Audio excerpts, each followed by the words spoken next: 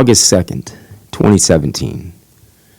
Packing for Seattle didn't take Costello long. He hadn't planned on attending too many of the breakout rooms at the expo. He tossed a pair of pants, a pair of shorts, some socks, and underwear into a carry-on. And then there were the shirts. One shirt specifically. The one Jenna bought him. His eyebrows had crudely grown in from shaving them off the night after his birthday, so he threw in a hat and a hoodie to conceal the residual damage he'd done after regaining his ego and taking the power back from his imaginary visitors with that swan song toast. Here's to ice-cold baptisms, demonizing martyrdom, and shaving your body by candlelight. In 1986, Costello was baptized at a Catholic parish in Langs Corner, New Hampshire. His mother grew up in a Portuguese family in the Bronx with strong Catholic faith. However, Costello's baptism was the single act of faith to which he was ever personally involved. He never judged those who lived a life of faith, but he himself never so much as thumbed through a Bible or put any real thought into the who, why, what, or how we were here theories. Oddly enough, his independent research into religious martyrdom piqued his interest, and his self-drawn ice-cold baptism gave him time to ponder the ego challenges he was having with these visitors. He began to wonder if the idea of God may just be sitting quietly within each of us, ready to pounce at a moment's notice.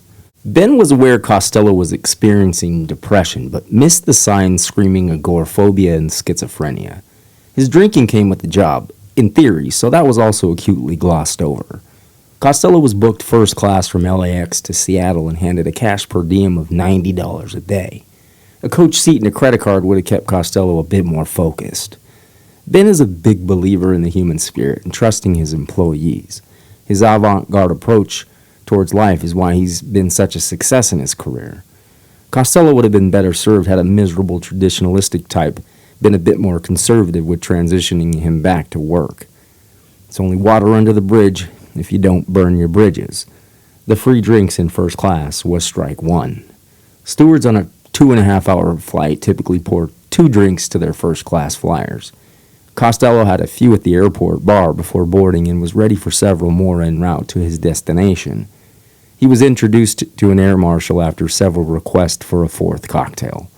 He finally acquiesced when the air marshal snapped his fingers in Costello's face and told him they were descending into Seattle for landing, and he could either buckle up and sit quietly or be accompanied by the air marshal's associates when they landed. Costello harnessed his ego and sat quietly the rest of the flight. He also quietly scribbled on his hand. Here's to the sweet taste of revenge, full-blown anarchy, and never forgetting those who publicly shamed you. Flight AA 7993 landed on time in Seattle where it was 76 degrees and overcast.